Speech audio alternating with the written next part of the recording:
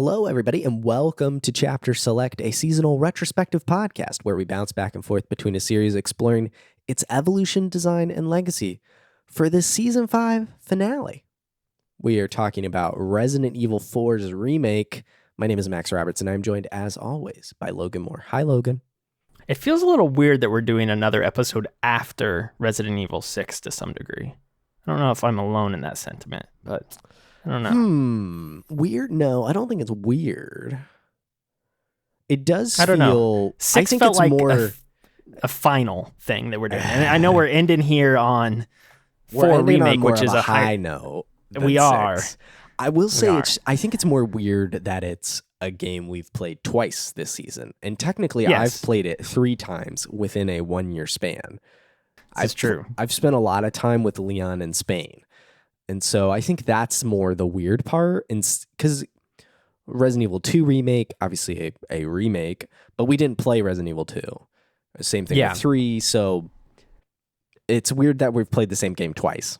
When people have asked me about this season, they've always asked like, oh, well, which versions of the games did you play? And I've always been like, well, the remakes, but 4 we're going to do both. And it made sense with how this season was planned out, you know, when the season started airing, 4 remake was not even out yet. And so we specifically timed our 4 episode to launch right before the remake, you know, to capitalize on the excitement for this particular game. And so it made sense to come back. And it actually is almost a good end cap because it encapsulates the angle of remakes, our discussion, the evolution of the series as a whole. I was going to say, this is a really fascinating game for a lot of those reasons, and we'll obviously talk about that more over the course of this episode, but this is a really like a double linchpin in the series now, because 4 really felt like the game that shifted everything around the middle of the series, and now we've come full circle where, you know, they've been doing these remake style games the past couple of years, and this feels like the culmination of the remakes they've been doing. I don't know. It has come about at an interesting time in both instances within the larger context of the Resident Evil series and what Capcom is doing with it in that given moment. So yeah, this game's very fascinating, I think, on a lot of sides, not just in the game itself, but the information surrounding it and how it even came to be. So yeah, it's going to be a good episode. I was going to say, let's dig into it because I'm very excited to talk about this one with you for the final time. The rundown, final time for now. If there's Resident Evil 9 in the future, we'll maybe come back with this season. But Resident Evil 4 Remake was developed and published by Capcom. It came to PS4, PS5, Xbox Series X and S, no Xbox One, which is still very strange, and PC. It launched on March 24th, 2023. The game directors were Yasuhiro Anpo, who was the director of the remakes of Resident Evil 2 and 3, and then Kazunori Kadoi, I think it is. I'm sorry for butchering that. Who was also one of the directors of Resident Evil 2 Remake, and then the designer of 6, which is something we mentioned in the last episode, which is that a lot of people who made 6 have stuck around and are still making these games, which is kind of funny in hindsight because people act like Capcom just like cleaned house, and instead they're just like, oh, how about we make good games now? The producer on this one was Yoshiaki Hirabayashi, who also was a producer on Resident Evil 6, and then the music was done by Kota Suzuki, who was the composer on Resident Evil Village and then Resident Evil 3 Remake. The Metacritic score on this game currently is sitting at a 93 out of 100, which is one of the highest rated games of 2023 so far. I think it's probably only trailing Zelda, if I had to guess, at this point overall. Critically, I think so. Maybe Dead Space, which is another horror remake early in this year. I think Dead Space was lower. I'm almost positive. I'm okay, maybe lower, but I think it was in the ballpark. Yeah, not much lower. Yeah, I'm not disparaging Dead Space, but I'm just saying I think Resident Evil 4 Remake here was higher. Yeah, so by all accounts, it did not reach the same heights on Metacritic as the original game on GameCube, which was at a 96, but this is considered, once again, one of the high points of the Resident Evil series. Max, you and I have not talked about this game whatsoever, and you've been intentionally holding your cards. Intentionally hiding it from you. Yeah, you have been very intentionally hiding your feelings on this game, which I have found interesting. I didn't want to spoil the show. Yeah, but usually, we kind of give each other like little tastes here and there of how we're feeling about these games before we come in to record. I would like to share with you what I think broadly of this game first. Okay. If that is okay.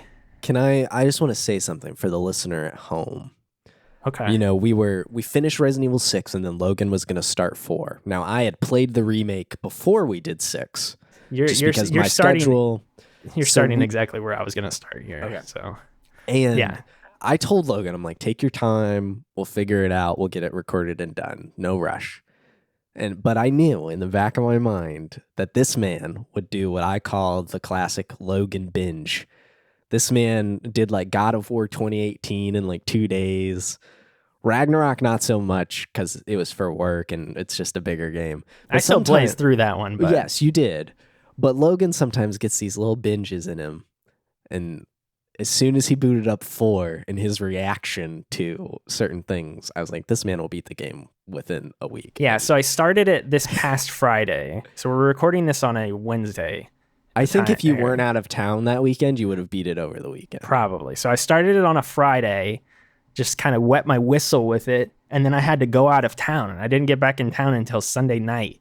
And I messaged Max over the weekend, and I'm like, the whole weekend I've been gone, I'm just thinking about Resident Evil 4 a lot. I'm just thinking about this game, and I was like, I'm really excited to get home and play more of it. I got home and played it like a little bit Sunday night. Like I think I got up to like chapter 4, chapter 5. And then the past 2 days, I've just blazed through the entire thing. And so if it's not apparent, I like this game a lot. And I've been mulling it over. I've been thinking more about it today, more about it since I beat it last night. I think this is the best Resident Evil game ever, for sure. I think this is the best one they have ever made. I think this is my favorite. And I think what's surprising about this to me, and we talked about this, I think, a little bit during our Resident Evil 4 episode, but 4 was never my favorite. Like that was, I feel like it's not shocking for me to say like, oh, Resident Evil 4 Remake is now my favorite, but I was never like a huge fan of 4. Like I liked it. It's fun. It's solid. Good game, but I did not have the same level of adoration for it that I think other people have within the Resident Evil fandom. Like I did not by default consider it the best one by a mile, like I think so many other people have. So for me to have played this game, this remake now, and to just immediately think like, oh yeah, this is the best one. This is by far the best one. And I'll obviously talk about more of why I think I feel this way outside of just its technical revamp here on new hardware. But yeah, I really do think this is the best one they have ever made. I loved like every second of this game. It was so fun. I actively could not pull myself away from it. It was so fun. All right.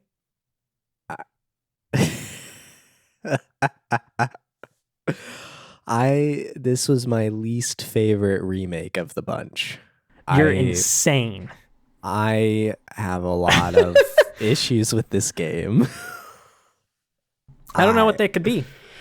Oh, I've got them. I've got how do the kids say it? Like I've got receipts. I don't know. For you to say, if in case somebody's not listening to this whole season, Max's favorite game is Resident Evil 3 Remake. It is so far. God, what a tight game. Oh my gosh. This game is tight too. I don't think this game's bloated at all. Is it? I don't know about that. I mean, it's longer, but its pacing is great. Is it? I don't know. Yes. Yeah,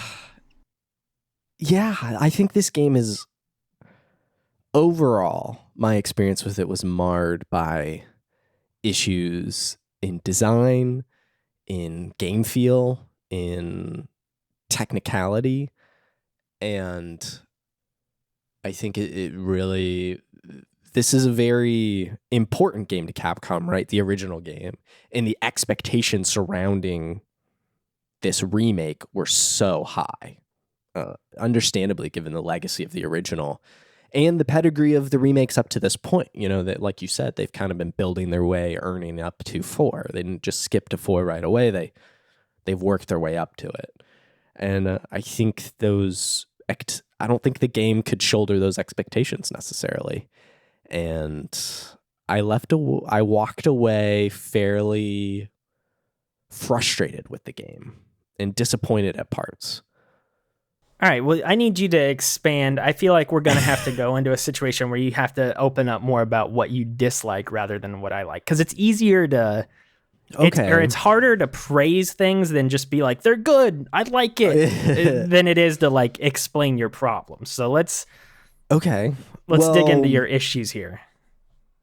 Where do you want to like start with gameplay or more technical graphical type stuff? Where would you like to go? We can start with gameplay because I know you actually, this is one of the few things you mentioned to me, is that like something about you didn't like how Leon was moving and it didn't feel right to you or something like that, which felt like all the other remakes to me. So like I didn't understand that. Heavy to me.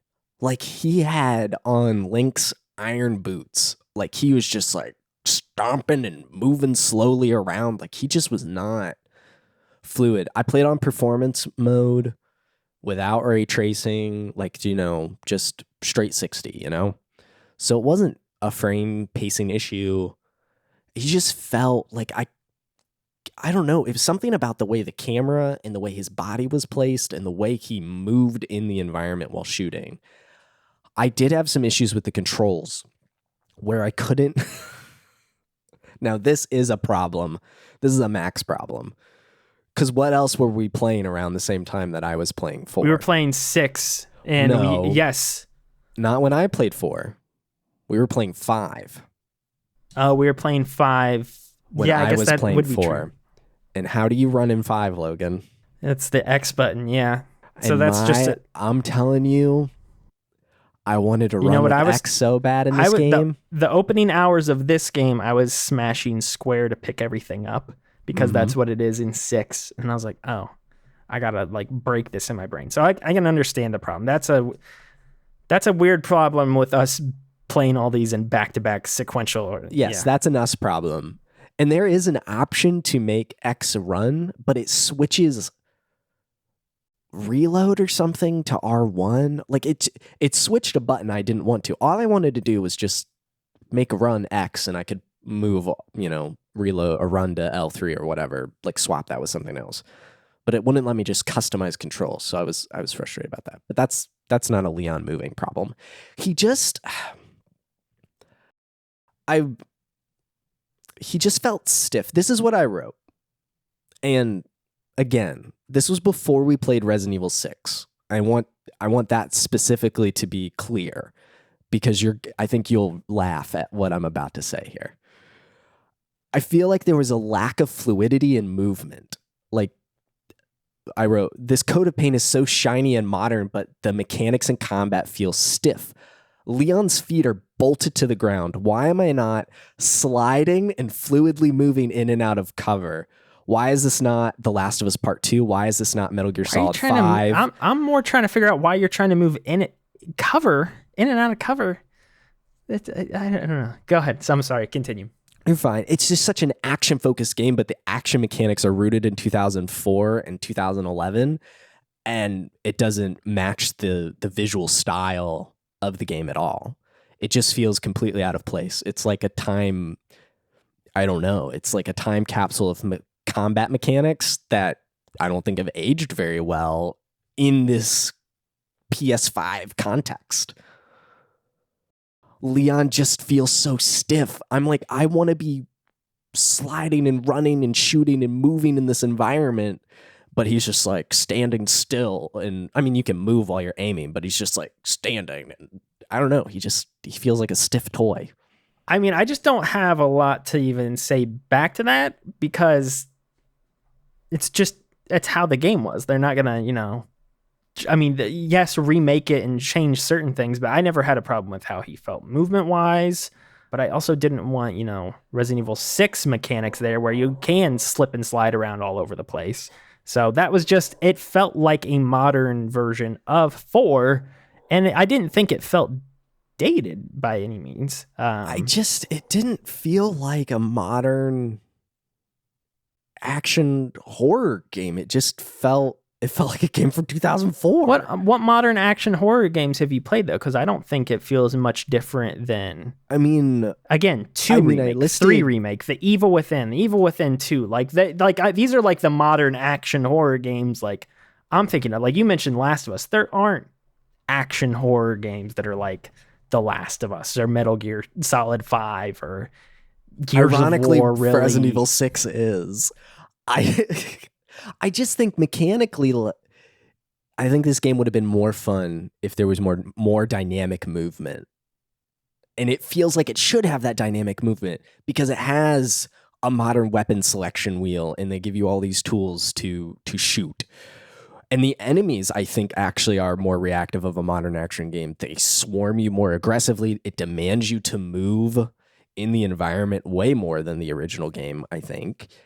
There's this parry mechanic that would feel so dynamic if your other movement matched it, but it feels so rigid, and it wore on me over time. It was so. I guess my next question then would be, how did you never have these same complaints with 2 and 3 Remake? Because you love 3 Remake, and it's largely the same.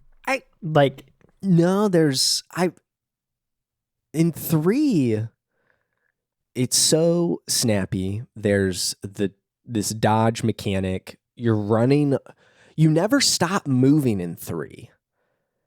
You're always either running from Nemesis or running through the hallways. I think this is the product of you speed running 3.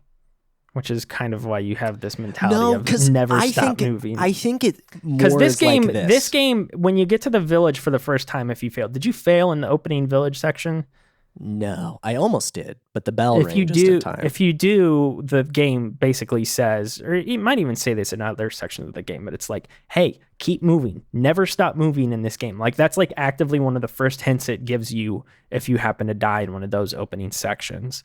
And so I felt like I was constantly moving around the environments too. Like, I feel like I would run away to like get space, but like I had my gun set up in such a way that I had a gun, for if I'm trying to shoot people from afar. Okay, if I'm running through a group of people now, I'm going to get out the shotgun and I'm going to blast. Like, and so I had different tactics and stuff, but I don't feel like I ever really stopped moving in this game. And I get what you're saying about 3, but I guess just when I think of my own play style here with 4, I don't feel like it was a game where, again, compared to the original 4, where your feet were actually bolted to the floor if you aim down sights. I think my problem stems more from playing 4 VR. Okay. 4 VR, you never stop moving and shooting because you're doing those two things independently. You are moving in the environment. Your hands are free to dual wield, shoot, aim, fire, and run through the space and turn your head. So coming back out of VR, and while this is a brand new shiny coat of paint, I'm either running or I'm stopping to shoot and like strafe while shooting. I'm never running and gunning. And so I think that's actually probably the source of my disconnect here, because 4 VR is more fun to play. Visuals or not. It is just a more engaging action spooky horror you could game. say that about almost any VR game, honestly, more engaging. I think in the back of my mind, that's what it is I'm like, there's an encounter there's an optional encounter in this game where you can go, I think it's after you play the Ashley bit, and you can go underground as Leon and fight this like really big, spooky piece of armor. Like a really big, tough one. Mm-hmm. And that fight in particular was tough for me because it's a tighter area and you run away, shoot, and then the thing gets within reach and then you got to run away again. So it just feels like you're either running or you're shooting. You're not running and shooting. And it didn't feel that would be like a specific encounter. That was just like, ugh. I just feel like these games have never been that. So, but they have been. With Village, 7, for VR. And I'm not just Village talking is about different. I'm not talking just about VR here. I think 3 is that to a degree because it's far more frantic in that sense. So I do think that these games do exist. And obviously 5 and 6, but they are definitely the action heavy side of things, and I'm not. Well, I don't even think 5 would be a run shoot game like we you're ran kind a of lot describing. Well, yeah, no, we would run away.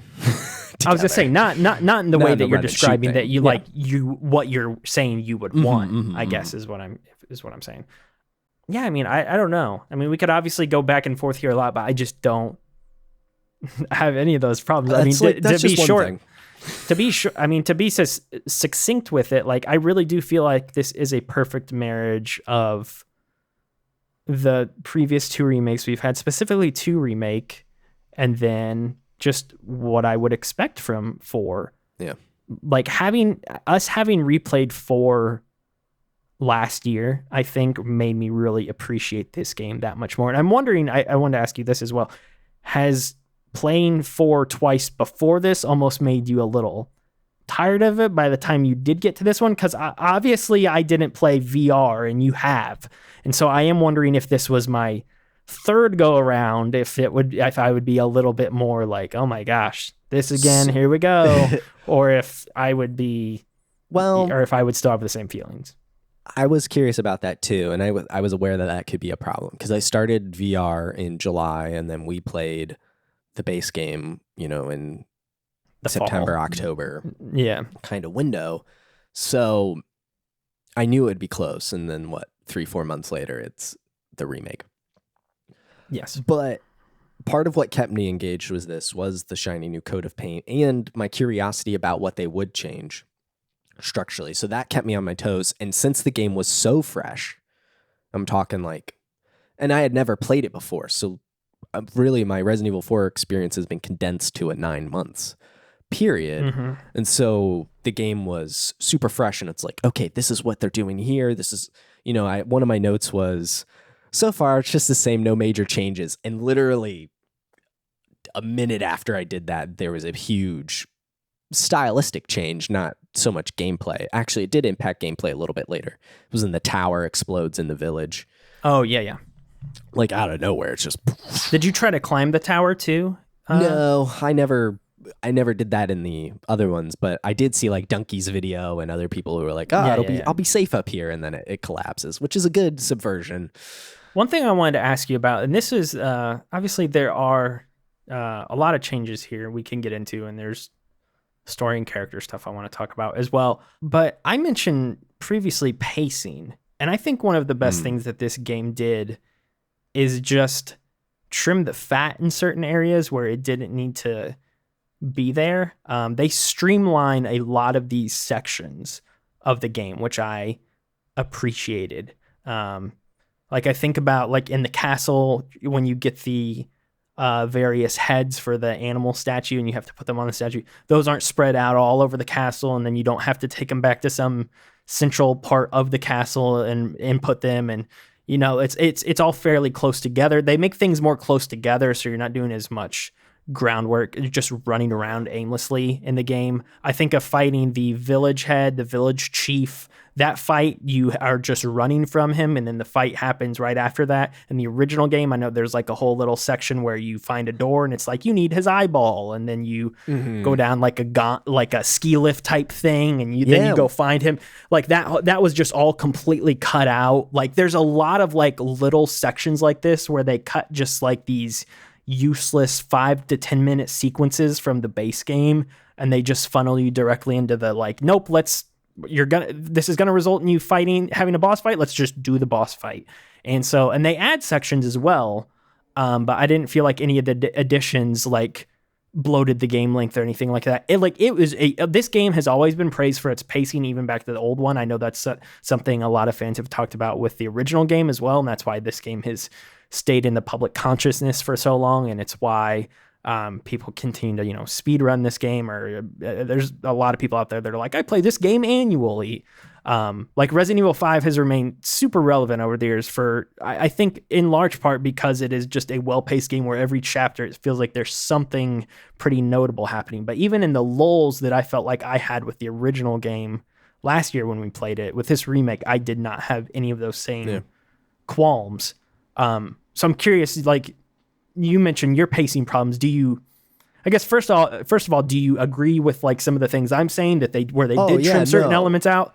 I agree with that completely. Really, I don't have that many pacing issues. I think the stuff they cut, overall good. Glad they cut and streamlined some stuff. I did notice they cut the underground like maze monster bit, and that was like the scariest part of the original game. I was a little bummed about that but they do up the horror, I feel like, in different ways in other parts of the game. Like I feel like the regenerator stuff was a little creepier this time around. We will talk about the regenerators. We will talk about them. But yeah, so I was like bummed about that one in particular, just because I liked this idea of a tight, timed area with a big monster chasing you. Yeah. They cut the tower like assault area. You remember that in the base game? This big tower assault thing. So it's just like a note I took. I was trying to pay attention to what they cut. They cut like the 2 giants coming down. Remember in the first game you had to take out 2 giants in like this big canyon? Yes. And they were walking towards. They cut that, which I appreciate, I think. So that's right after the house battle sequence with Luis there. Yeah. Yeah. So I agree with that they streamlined the flow, I would think, of the game. I think my pacing issues comes with some of the additional stuff that I just felt like was unnecessary. Like it felt like they brought different fat into the game. Not that it was a thick fat, to keep up the analogy, but it was like, why would you do this? I think particularly the Luis stuff, I'm not a fan of that at all. I like that quite a bit. I'm a fan of, I will say this, I'm a fan of essentially every single story change that was made in this game, and I can give you a reason for why I feel that way on just about all of them. Maybe narratively, sure. I don't think gameplay-wise. I think the Luis gameplay additions actually are frustrating. Maybe we'll save that specifically. Well, what gameplay additions are you referring to, I guess? Just Luis existing, being a companion. Oh, you just don't like him, period? No, being a companion and the way they implement him. Do you just want to talk about that particularly? Yeah, go. Yeah. I wrote down Luis is worse than Ashley. He doesn't shut up, and his ability to fight conflicts with your ability to fight. He disrupted the flow of my combat. Like his shots would mess with my timing. Like I'd go to shoot, but he had just shot someone, so then they're out of the way. So like he throws off my aim. I didn't have that problem at all. His presence in the dual fight with the giants, he was just like in the way constantly. I'm trying to lure them to certain places, and he's distracting them like he just totally removed agency from me, and I was not a fan of it. And then the whole minecart thing. The minecarts themselves was not fun, but he particularly, I swear, at least 30 times said, "Lean the cart, it's gonna fall over," as I am already leaning the cart. The game should know I'm doing the command. I don't need help. It can tell I'm pushing the stick. Do not have this character shout out the same instructions the whole time while I'm doing other terrible things in this section. It was so annoying and grating. Luis being extended, his presence was so annoying. I was happy when he died this time. I was just so frustrated with him. I think he justifies his existence within this game, and we can talk narrative. I'll talk more. Save that for narrative. Yeah, I was gonna say we'll talk about that with narrative stuff. But in response to your stuff with gameplay, I mean, he didn't grade on me in the mic cart section, so I guess I don't just. That's as simple as that. The timing stuff that you're mentioning, I was never fighting the same zombies as him, really. to be honest. Like, he was dealing with I'm not focused on that one. He's got it, clearly. So I was more focused on other stuff around me, and I was not tied to the hip with him in a lot of the companion sections. So that sounds like a situation where our play styles are very different. So I don't have a lot to say in response to that. And then the giant fight, I found him quite helpful there because he's distracting one of them while you deal with the other. Now, if you want them to both come after you, and they change how that fight operates too. Like in the original game, you could just pull the lever and it just opens right up. Like in this, you have to get one of them down, and then you have to like hold the thing, and then it goes down. So like there's a little bit more. You need that assistance. You need that help with him kind of distracting one while you focus on the other. The fight would have been way easier if he wasn't there. I don't see how he was a problem though, because he's distracting the one with the armor. He's distracting the one with the armor, which leaves the normal one for you. You get the normal one downed in the middle, and then you just pull it. So like, and then he goes away, and then he comes back with the dynamite, and then you blow up the armored one. So like, I just don't see, you're not focused on the armored one in that moment anyway, because if you try to shoot it, he's like, you're wasting bullets. Focus on the other one. I was not getting the unarmored one or the normal one to follow me or engage with me in a meaningful way. He would just shoot it. Yes, I was shooting it. It would approach and try to stomp on you and things like that, and you'd go to pull the lever, and then you're getting it down, but then you're across the map because you're trying to position these things so that they walk over the circle, and then Luis gets in the way and pulls them away, or they won't walk on the circle because Luis is there shooting them. It was just like, stop intervening on my behalf. I am the player here. I got this. Like, it just felt like a very dumb. Ashley is better because she doesn't engage with the enemies. And this just was like robbing me of my planning agency. Ashley is not better because she can get carried away and you can lose the game. Like, at least Luis is self-sufficient. I just didn't have these same problems as you again. Same sort of things here. Narratively speaking, I don't know if you want to use this as a way to leverage into talking about story stuff, or if you want to keep putting that off, because I'm sure there'll be a. Let's keep with the gameplay. I think there's some positive stuff and just different observations. I was going to say, you've been mentioning a lot of negative things, but I have to imagine you do think, like, quality-wise, this is probably one of the. Well, you said you think it's one of the worst remakes, so maybe this is in the lower half of your ranking. Well, it's not my favorite remake of the bunch. I don't, that's different than like worst. I guess I'm hard pressed to say that even with all your smaller complaints that you couldn't still see this as like one of the best in the series overall. I mean, from a critical perspective, sure. It's personally not. And I do think that the issues that I've talked about and will talk about really stand out a lot here. And I think it's interesting that I haven't heard a ton of people talking about these same issues.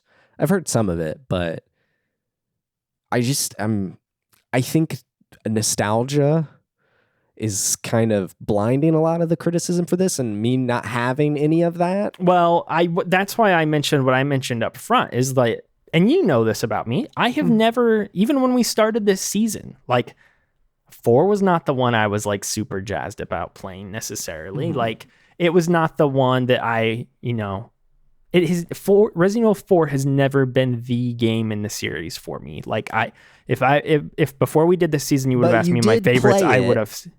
I did, but if you would have asked 2009, yeah, but if you would have asked me before we started this season, what are your favorite Resident Evil games? I probably would have told you 2 Remake, 7, and Village, probably.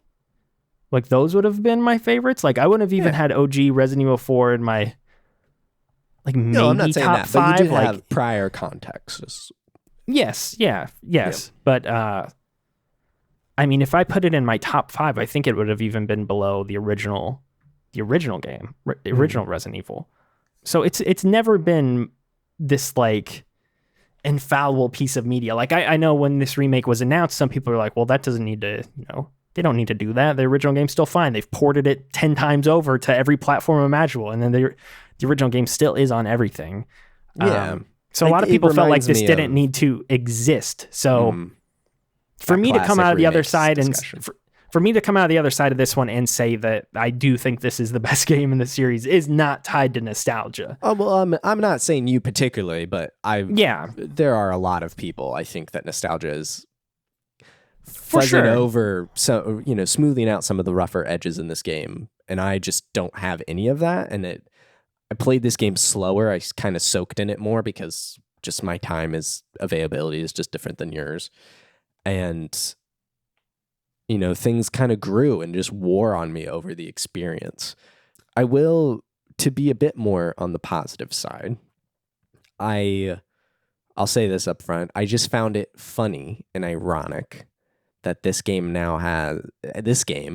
has a Last of Us style weapon selection system when The Last of Us is so heavily inspired by the original Resident Evil 4. I just find that a very funny, ironic full circle thing.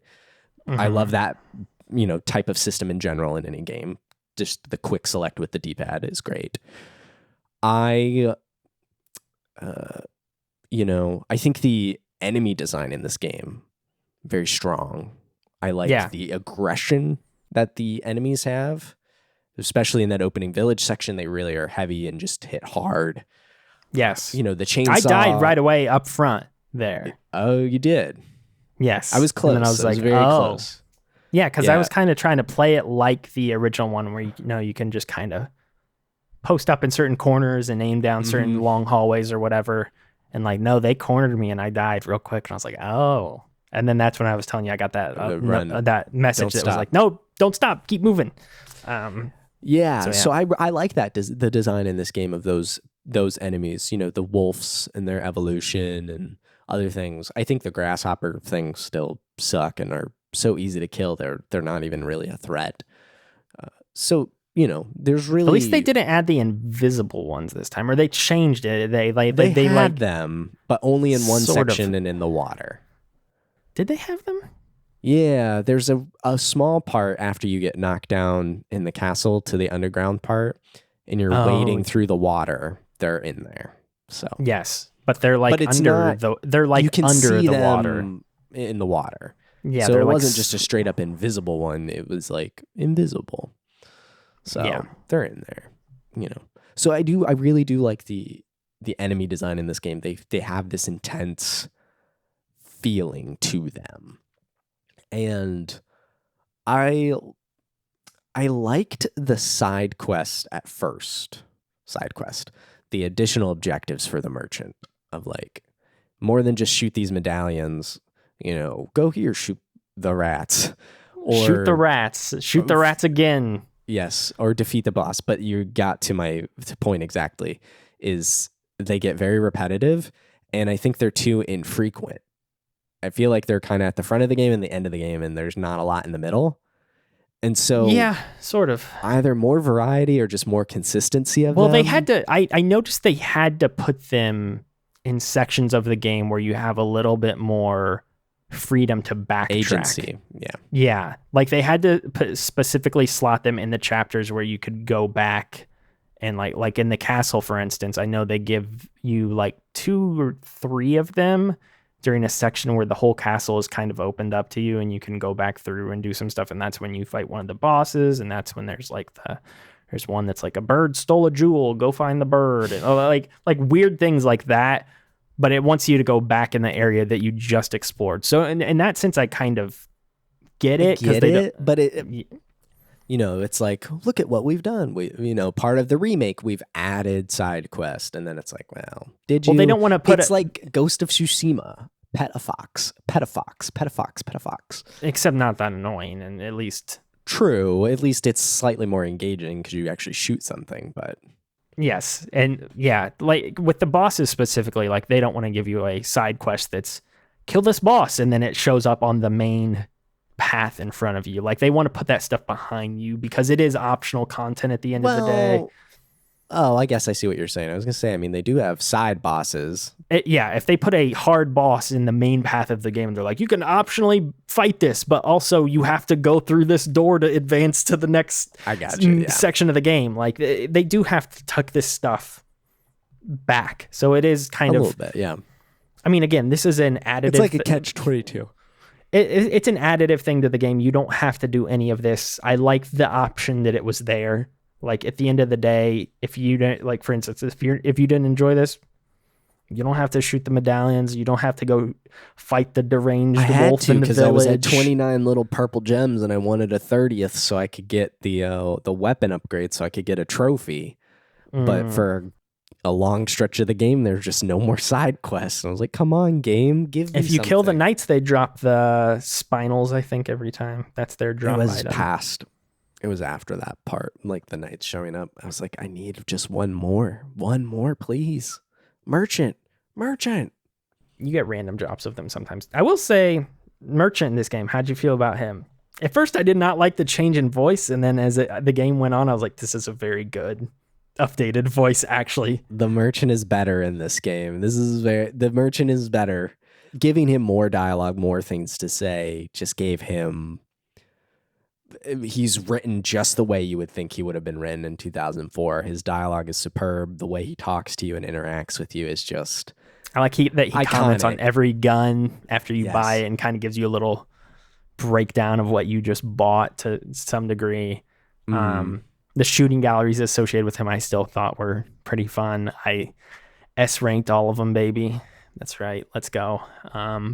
He's a funny I found guy. That stuff fun. Yeah, he's funny, fun, the way he talks. It's just so engaging, and it really leans into the one-liner nature of the game because he has so many of them.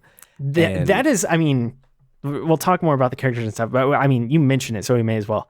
This game has so many amazing, like the original game was known for that sort of one-liner aspect too, and they added more in this game, and they're better. Yep. Like there are so many amazing. I love that as the game goes on, Leon seems like increasingly annoyed by everything that's going on. He starts out being like fearful of like, oh my gosh, what is this village? Oh no, these cops are dead. To where I told you specifically, when you first walk into the castle and then Ramon shows up and he's like, Mr. Kennedy. Leon's just like, who the hell are you? Like that's his response to seeing this new character that has shown up. He's just like fed up with everything that's been going on this whole game, and the one-liners really reflect that. I think of the one at the end of the game, I'll show you a holy body. And it's like, okay, this is so stupid. Yeah, the props to the writers. It is, and the actors for delivering this dialogue. It is so good. There were too many to write down all of them, but the Merchant has them. Leon has them. Leon's are great, incredible. So that's a part of the legacy of the original that I think that they were able to step up to the challenge and meet, and surpass those expectations coming into this. It was really awesome. It was so good. Yeah, I think, I mean, speaking, maybe potentially to like close out our talk about gameplay here, I don't know if there's anything else specifically you wanted to talk about, but I found all the same guns return. I still found just the simple gameplay loop. Like you mentioned, some of the game design feels a little outdated and stuck in that era.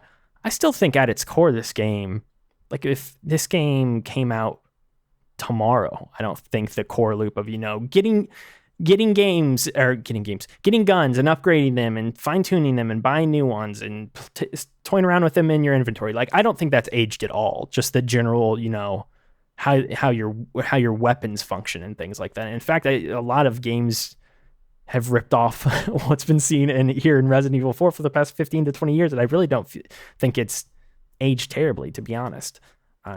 Core loop of especially the item inventory management and stuff is still solid. I do think it's a bit unnecessary in this game, simply because they give you just an auto sort button. You just tap triangle and it automatically will sort. Except sometimes it doesn't do it great. There were instances where it would auto sort. Well, yes, it doesn't do a perfect optimization, but it doesn't. Yeah, it'll get you way closer, and then you can do the final tweak if needed. So it did remove kind of like that puzzle-ish element, or more the pride of like this Tetramino, like how do I fit all of these pieces in here?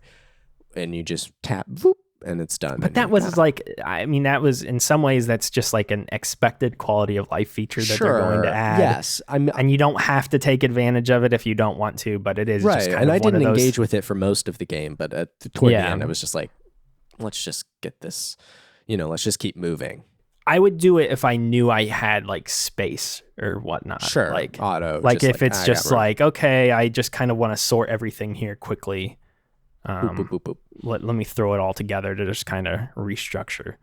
Yeah, it's a solid gameplay loop this time around. You mentioned the enemy design, and I think that's all fantastic as well. They've added new evolutions to the Las Plagas to some degree, or new abilities to some of the ones that existed previously. Like I know the ones with the teeth can like hang on ceilings and stuff like that now, which was not in the original game.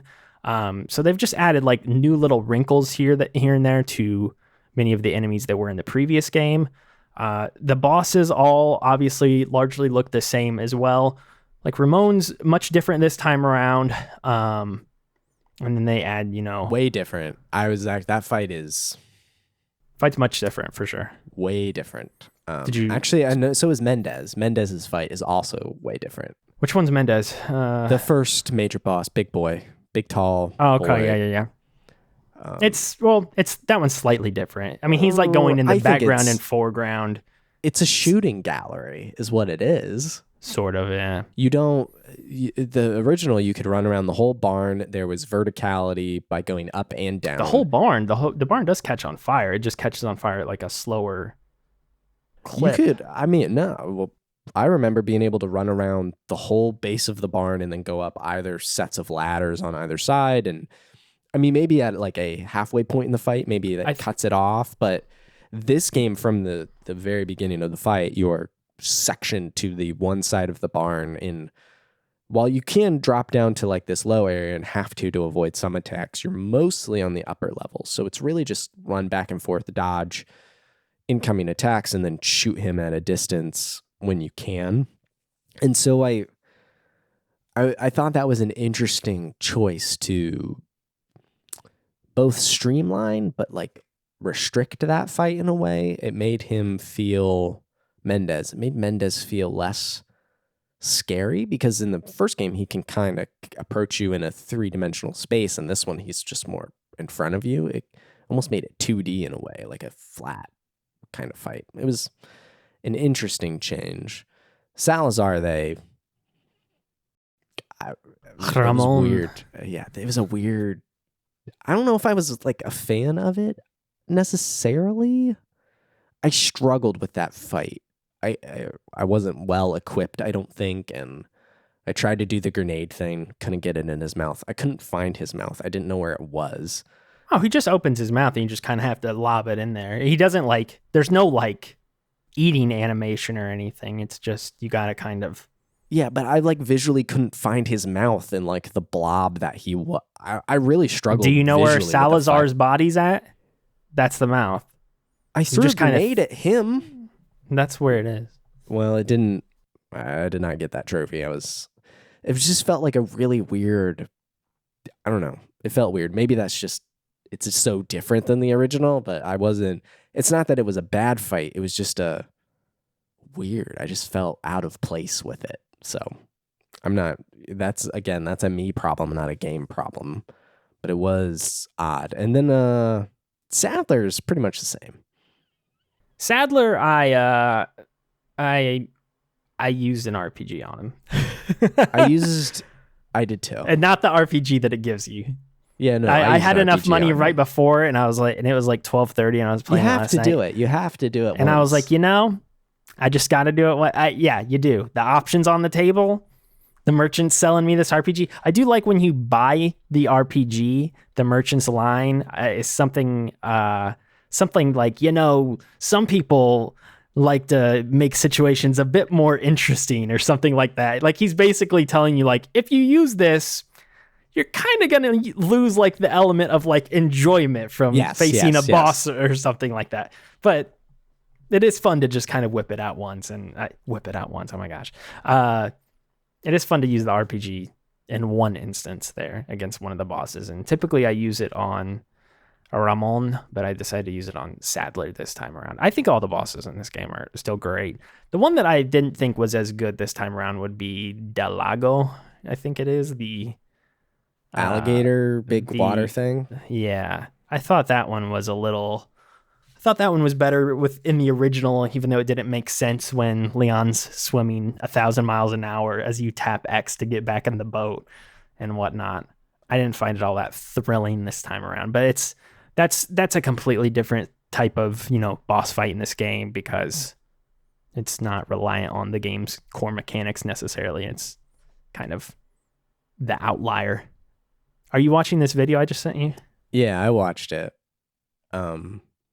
So to be clear, we can talk about this. It's on there. So I sent Max. I mean, just this is a video clip from Sunhee Legend, which people might know from Twitter. The guy is a legend. He is a great cinematic player of games. Very stylish. He puts together some very, very incredible clips of various video games. And just Max, I remember this clip because I saw it a couple weeks back. And I just thought of it here as I looked it up and I guess he does. But I found this clip and I just wanted to kind of show it to Max here as like a final note on you being like, oh, I feel like Leon's feet are bolted to the ground and you can't do enough and there's not enough maneuverability. Like, he's so slow. They add a deflection element with the knife now, a parry system. They add a evading system. How did you feel about the evading system? Because that's completely new, And I feel like that's in line. Circle?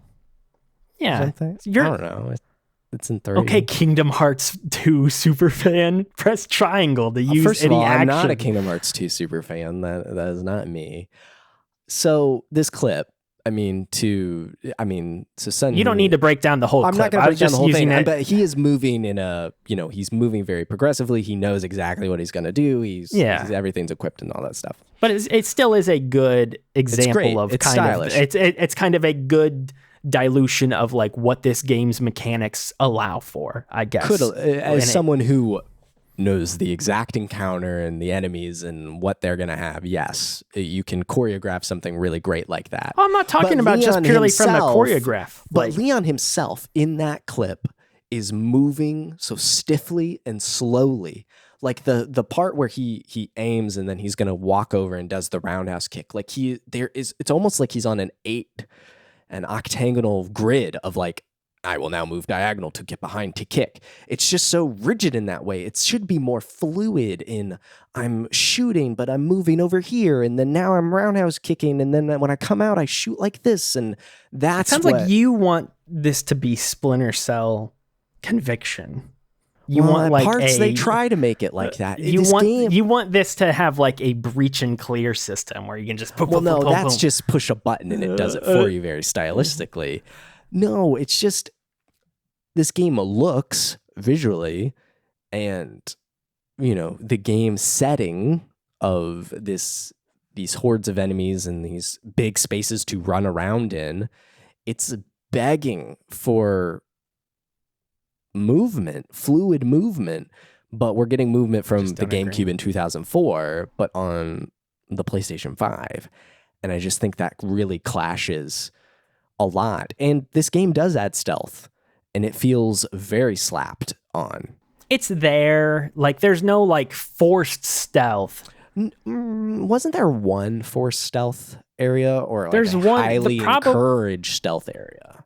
I think with one of the Red Hoods. Maybe the one instance where it kind of suggests that you should use stealth is against the things with the Wolverine claw things. I think they're Garadors or something, Geradors or something. I don't know. Blind ones. The blind ones. I'm probably butchering that. I'm clearly butchering that name. You have to be stealthy too. Yes, yeah. Like you can use stealth there to sneak up behind the ones with no eyes and stab them in the back. And I know that's kind of encouraged in that section. And the knife, but that's about it. The knife, if you sneak up on someone, you can instant kill them. Yeah, but I guess what I'm saying about the stealth mechanics is like they added stealth mechanics, yes, but it by no means they're not expecting you to go through entire locations within this game and like stealth kill like 10 people in a row. That's why I'm saying it feels slapped on and out of place. It just feels like it's there to be there, but not fleshed out in a meaningful way. Or I would argue that it just feels like an extension of everything new that they did with the knife in general. You know, stabbing things on the ground, stabbing people that have picked up Ashley. I don't know if you did that at any point. Just the ability to use your knife to Can we talk about the knife? In certain instances. Yeah, because it is one of the biggest mechanical changes to the game. We mentioned how it can parry moves now, which kind of takes away some of the fear aspect, I think. Were you intentionally parrying? Like, did you do it a lot? Yeah, I would use it pretty frequently. I think I did it once. Oh, and actually in the village, the more we talk, the more I just think it sounds like you're misplaying the game. I used it constantly. So like here's the thing. To deflect things, like if they shoot a bolt at you or throw an axe at you. Get to the tutorial, right? They set you up in the village. Like this chainsaw guy is going to come at you and they're going to teach you the parry, right? So it's all real time. As the parry instruction thing is popping up, a village lady attacks me and breaks me out of this whole encounter. Well, and I don't even get it. So while that doesn't remove the mechanic and like I don't know how to use it, but then I never was in a situation where I needed to parry again. The chainsaw guys I never let them get close enough to me to where I needed to parry. You just didn't, not chainsaw parrying, you just didn't do it like in this clip I showed you where they swing a scythe and you just block it back. I never got close enough to these things to let them even hit me with that. Like that wasn't. No, I was doing it all the time. Yeah, so I really rarely engaged with the parry mechanic. I was using the knife to stab things on the ground and to stealth kill. What were your primary weapons you were using in the game? I'm curious. Pistol, shotgun, and the sniper. The MSG I thought was pretty weak this time around. Not a lot of ammo for it. I eventually got the Magnum and would use that when applicable, but everyone does. So I'm just curious. You're saying you're not getting close enough or anything, but like I would have. I mean, there are plenty of encounters I had in this game where like, yeah, I don't want them close to me, but you know. There's swarms of them, and they're kind of you get in different situations where you're just kind of. I just ran away. I just ran away and then would shoot them and then run away. And so I rarely use the parry mechanic, which bummed me out because that opening trailer, like, and they set you up for this cool chainsaw moment, and I never got it because the game, you know, the AI just reacted in a way that wasn't planned for, which is the cost of real time cutscenes. I think I definitely did it with the Chainsaw Sisters too. So yeah, they were they were scary. Those two were a great moment though when he runs up the wall and like flips back. That was pretty good. Yes. We've been putting it off, but let's talk about the story because I think this is objectively the one like net positive for the game that I will be baffled if you have many complaints about the story changes they have made in this game from the opening cutscene onward.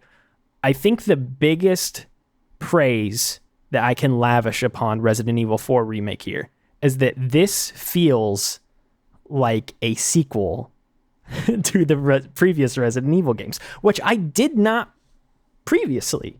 With OG Resident Evil 4, we've often talked about how like, yes, Leon is back in the starring role, but it almost feels like a totally different game that's like spun off and you didn't need to really play the previous games. And you don't have to play the previous games with this one either. But this one builds heavier off of the back of Resident Evil 2 Remake from the opening cutscene and kind of showing what Leon did after the events of that game. And he went into training and he joined and it's like just quick montages. And there's not anything vast, but they try to put more connective tissue between this game and the ones that came before it than I feel like the original Resident Evil 4 did. And that's a great benefit. It makes the series feel more coherent with itself. This game still exists on its own, and I think it can be played on its own if you don't want to go play the other games.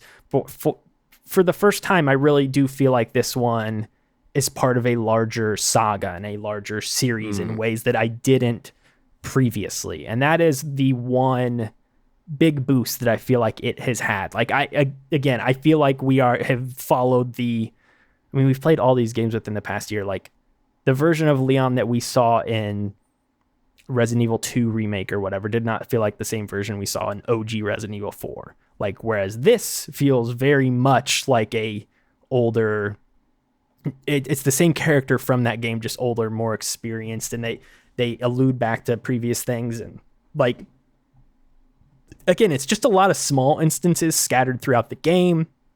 And a lot of it's, character stuff between like him and Ada and talking about their history and stuff like that. It's just small stuff sprinkled in throughout the entirety of the experience, I think has been done really well. And then there are broader things that we can talk about, but yeah, I don't know. What do you think? No, the story is a great change in this remake. There is that connective tissue. They try to fix or explain a couple of things. I think Krauser is probably the biggest letdown. Letdown. Yeah, I wasn't a fan of how they tried to explain Krauser, which I think speaks more to the weakness of Krauser on the whole. Yeah, at least they did. They did. They tried, but I think that just exemplified my problem with Krauser in general, just as a character in this world. But I really, really loved the collectibles in this game that explained the village lore. Oh, yeah. Way better. There's actually a backstory for Mendez that explains how he became like the second in command of the village. So that's really cool. I like the final cutscene that plays during the credits, where it kind of shows like the peaceful, happy times in the village, this little small farming community in the middle of Spain, and then like everything gets dark and you see like Sadler's cult usher into town and everything starts to change. Like it's hinted at there at the end as well. But yeah, the collectibles do a fantastic job of describing this slow demise of this village, because the consistency that you kind of get from the original game is they never really try to contextualize that like this is a tragic event. Like, you're just kind of like, oh, there's a village full of crazy people in the middle of nowhere. And they never really make an attempt in the original Resident Evil 4 to kind of make you sympathetic towards the people that you are killing, which I think this game does in subtle ways. If you're reading the collectibles and then watch the credits, and that's not a knock, but it's just statement of fact, I suppose, there for that. The Luis, they really flesh out his backstory and motivation in a great way. Tying it back to the older games, because Umbrella really has no connection to 4. There's a lot of Umbrella with that, which I loved because I wanted, you want more Umbrella. I do think, was it me or was Sadler's plan, like in the original 4, Sadler's like, and now I have infected the daughter of the president and I will send her back and she will infect, like he explains his whole plot, right? Which is so goofy and over the top. Like, I'll infect the president and then I'll control the world. This game, he felt a bit more, while that was still his plan, right? Like to infect the president, he felt like not as direct, and like he didn't say, I will control the president. I don't know. They made Sadler more religiously serious, kinda, and it's cool and creepier. They make Sadler was interesting. The thing I like about Sadler a lot in this game is that he feels like a proper final boss that the whole game has been building towards. And I think the way they do that is they cut out certain previous instances. Like, I think of in the original game where he just kind of shows up out of nowhere and just kills Luis and then dips. It's like, what? Why is he here? And you're not really... When we played Resident Evil 4 last year, I kind of forgot that he's kind of the main baddie behind everything, because he's just one of many kind of evil people that shows up. It's like, hey, there's the tall guy from the village. Hey, there's the hooded guy with the weird staff. And like all these people are just kind of rotating in and out of the game. This one makes clear that like everything more centers around him and hinges around him and everybody flows up to him, which makes it feel like a more proper final boss once you get to that last battle of the game. And that is the biggest change that I liked with him, is how everybody else reacts to him and responds to him in this world. And because in the original, it felt like a lot of people almost kind of acting independently in some ways. Like or associated with each other. Yeah, like I'm the big dude in the village, and you're gonna fight me. And oh, now you've stumbled into this castle. Well, I'm the crazy little boy who runs this castle. Oh, now you're in the island, and I run. Like, it didn't feel like they were working in concert with one another. Whereas here in the remake, it's clear that like Salazar works for Sadler, the village chief works for Mendez works for Sadler. Like they all, like I said, flow up to him, and he's the centerpiece of it all. And there's a lot of other, smaller cutscenes they sprinkle in throughout the game. They do a fantastic job of, one thing that was like pretty much not done at all in the original Resident Evil 4 is like a big element of this game is that Ashley and Leon are infected. Like they have the Las Plagas in them. And in the original game, that's just almost kind of a footnote until you get to the end of the game. And it's like, oh yeah, we have to tie off this thing we set up, hop in the chair and we'll kill it. And then you can go fight the final boss. Sure. Like they don't really do a whole lot with it in the original game. And this, it is a larger sticking point of the narrative as a whole. And that's directly tied back into Sadler because of how he's controlling people and stuff like that. So like Sadler just has a way larger presence in this game overall because they decide to do more with these certain narrative threads that they never really touched the first time around. It just feels more cohesive. Like in retrospect, like you can see the ideas that the original Resident Evil 4 had, but because of that game's kind of tumultuous development cycle, you can see how some of those ideas never really came fully together in the way that they probably intended 20 years ago. And in this one, it feels like this is all the ideas kind of jibe together, at least to some degree. Yeah, I totally agree. Speaking more to some of the other characters that pop in this game, Sadler's obviously a big one, but there's also Ashley, who everybody hated in the original. And I'm curious, maybe not everybody hated. I didn't think she was that bad when we replayed it, but how'd you feel about her in the remake? She's worse in the remake. Really? Mm-hmm. What do you hate? First of all, she doesn't stop breathing. Doesn't stop breathing. The little complaints are interesting. Oh my gosh. So we'll talk more about this. Oh, I get what you're saying. Later. Like she runs along, it's like, like yes, and it's just constant, man. I think the command you have over her of be close or be far away is mostly useless. Like in the base game, at least you could tell her to stay put somewhere. Yeah. Go do stuff. But this is she's always attached to you, which you would think would add more fear in the encounters because she can't stay away except for very few choice areas where you can tell her to hide inside something.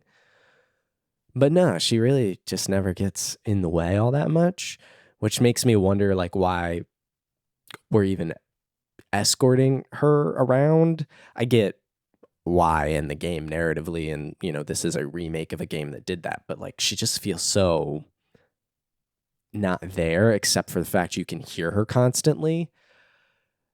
I think playing as Ashley was like I don't need that anymore. That was never it's just great like, part of the previous let's game. get this done. So, and they remove the creepy most of the creepy like sexual tension between the two of them, especially because of the other game. At least now she's like a college age girl or whatever. Yes, they've aged her up, but there's not like a weird like, well, maybe you can come to my place or whatever afterward. I mean, there's some. She does make an offer at the end, but it's more to of be like on her Secret Service detail, which is slightly more appropriate, I suppose. But you get the sense throughout this game that they kind of develop like a friendship more than like an odd romance. Oh, but I mean, Ashley is crushing on Leon for sure, because when Ada shows up, you can tell she's like, oh, there's another woman in your life. Yeah. So I get that, but they at least made that a bit more appropriate from Leon's perspective and us as the player instead of some, teenage girl. It's at least a college student this time around. Instead of ending the game on a weird want to get back to the White House and bang type line. Yeah. And, I think Donkey's video actually points this out fairly well. I don't know if you saw this, but like I did. At points she's like, "Oh, I'm great at this," and all she's doing is rotating a wheel or pulling a lever. I just and took I'm just like, Ashley, maybe you shouldn't be talking. A lot of those lines I took is like them being in just the same way that I would take a one-liner from Leon. Oh yeah, no, it's a joke for sure. I'm not. So like serious. they're hamming her up in this like annoying, but dumb it's just schoolgirl type way. Maybe too annoying. I don't know. I think she's just worse this time around, and mostly it's because she feels more present than she did in the original game, and this actually, I think, not exemplifies, that's not the right word. I think it elevates other games that have come along since that have had companions that do feel additive to the experience instead of not so much. And of course, The Last of Us would be a prime example. The Last of Us took inspiration from Resident Evil 4 clearly in the documentary and stuff. And part of the goal was to make sure Ellie didn't feel like an annoying, fetch quest or escort mission, and that was their goal. And I think we could both say that, they achieved that back on the PS3 10 years ago. BioShock Infinite, a similar angle like we were talking about before the show of just, how do we make companions not annoying? And since then, you've got other games where AI companions are a part of the experience and they've just gotten better over time. And I just think Ashley here, I don't have a lot to say about Ashley, honestly. I mean, I continue to mirror my feelings with the original game, which is that I don't think she's that bad. I obviously, yes, like you're mentioning that you feel like AI companions have come a long way, but for an AI companion, she doesn't fight like I guess some of the other AI companions in some of the other games you mentioned do, or even helps. Right, she like does. With Elizabeth. Luis does, and Luis is bad at it. I thought Luis was good. Luis was killing zombies for me, and he was always trying to steal my kills and ruining my shots. So he was just in the way constantly, and so that was annoying. And so Ashley's the same AI ostensibly, she just can't shoot. And the fact that you are more aware of her presence just made it feel more annoying. And it's not like she was getting kidnapped all the time for me, and I had to keep saving her. It was just. She was like a fly buzzing around, and I wanted to go away because she kept attracting, which is such a bummer. Like, gosh, this game would be so much better if he wasn't escorting anyone. And like, there was a different narrative objective for him here. But because it's a remake, it's intrinsically an escort game. So it's bound to that, and it's a bummer in that sense. I wanted to ask about Krauser because I know you mentioned him. Previously. I don't think he is the best character in this game by any means. I don't think he really does. I don't think he needs to be in this game, kind of, period. Yeah. That being said, the remake does definitely do a lot of better work with him, I believe. From the opening cutscene, they show him, which I'm like, okay, there they go. They're showing you Krauser's in this game right away, rather than, I think that opening montage honestly does a lot of heavy lifting. Or maybe not a lot of heavy lifting, but I think it makes a big difference in the grand scheme of the game because it takes 30 seconds to fill in the gaps of what's been going on in Leon's life and just briefly showing Krauser, showing him training and stuff like that. Like those things come back up later when you find out. Like in the original game, Krauser's just his dude who shows up and you're like, who is this guy? Like he just appears out of nowhere, and he does still to the same degree do that in this game. But just contextualization around him, I think, is key.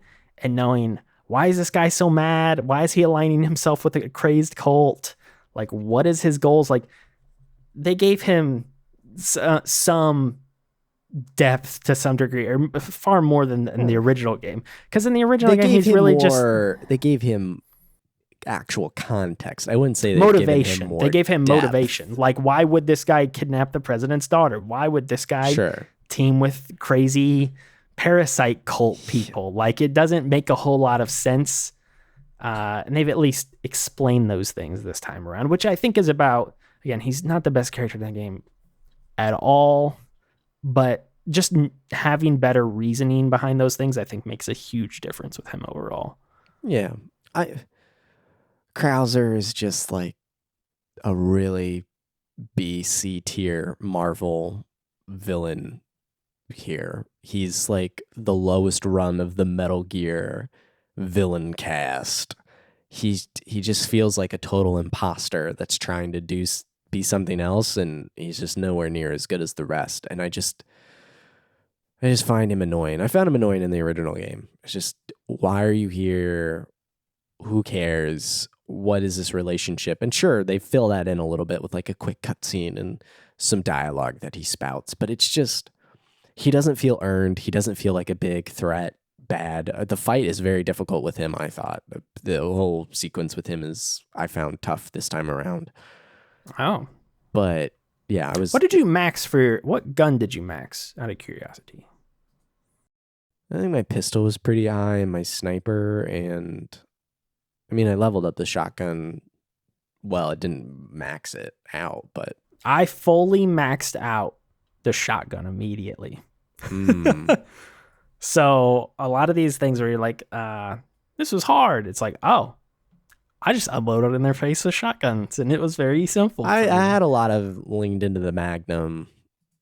Typically do that. So that was, around, but no, mostly pistol sniper, I think, are usually how I roll. Gotcha. Krauser was just there. And I also think Krauser's voice actor was pretty awful. I found his performance pretty grating. I found, I've had other people complain about Krauser's. I thought Krauser's was like not great, but like he hammed it up. Like, I don't know, he feels like a cheap ocelot, and I was like, but I kind of like trying that. To be, but like you mentioning, can't be. You're mentioning like, oh, this feels like a B tier villain. Like, that's kind of how I would describe most of Resident Evil, to be honest. Well, then it's C tier. I mean, it's lower than that sense, everything else in the series, man. It's just so bad.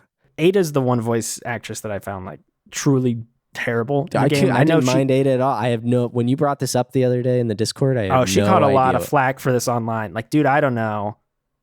She is about the most monotone. She's not even in the game that much. I don't know. She's so monotone, and like, I don't know. I encourage you to rewatch some of those cutscenes with her in it. It's so bizarre. And I guess I was thrown off too because they changed the voice actresses between 2 and 3 or 2 and 4, and I really liked the version of Ada in 2, and I don't know. I didn't catch any of that. Did not care for this voice actress. But yeah, speaking of Ada, again, she's not in the game that much. I don't feel like she's changed that much. They Wesker makes a cameo at the end, which is kind of fun. Oh yeah, he's on the computer. Yeah. Yeah, okay. Did you get he talks about how he's going to wipe out billions of people. I got the 5 Easter egg, yeah. With the lady or whatever? Yeah. Is that a collectible? Because I didn't... Which Easter egg are you referring to? I forget what her name is, but Wesker's teammate in 5. Yeah, it's the lady who runs Tricell. Ecclesia, something. Ecclesia. No. Anyway, but she's in the game in some capacity. I didn't find that at all. Yeah, she's in the very final cutscene. She's with Wesker. She appears on the screen. Oh, well, then I just missed it. I thought it was more of a direct call out based off the hubbub it was getting. No, she was just on his computer that he pulls up there. You can see her. What is her name? Excella, I believe, yeah. I knew it was something like that. Yeah, Excella Gion. Yeah, she appears on the TV screen. And also on the TV screen is Wesker's little garden thing where all of the virus comes from in that game. Yeah, where all the red flowers come from. Is Jake on the screen at all? No, he's a bad father. He abandoned his son. Sad, I know. Bummer. Yeah, there are a couple cool hints there at the end, and kind of, tease Resident Evil 5 remake maybe, but not really. I mean, it's just keeping, again, that continuity. Adding things that they obviously didn't know back in 2004. Yeah, I mean, in 2004, Wesker was in the game. He was in Separate Ways, I think, shows up at the end of that, which they allude to. I like. Well, I'm pretty sure that's coming. They found it in the code and all that stuff. Like, well, I like that. The DLC for this game. Either Ada or Leon, when they split up, she hops on the helicopter and she says, like, "Are you coming with me?" And he's like, "I think this is where we go our separate ways." And I was like, "Oh, there it is, the thing." They said the thing. That'll be fun. Like, and that's what's fun about the writing in this game is like there are a lot of little pointed references in this game. Like at one point, Ashley unlocks the door and she's like, "Wow, it's like I'm the master of unlocking." And I'm like, "Oh my gosh!" See, that was like, the good cringe. It's very cringe. Self-aware, which I like quite a bit. I don't think there's a whole lot to say about any of the other characters. I guess just we did mention this before. And I don't feel like we've talked about them explicitly, but I think Leon is fantastic in this game. I was really not a Leon fanboy before this game. I was more in the Chris camp.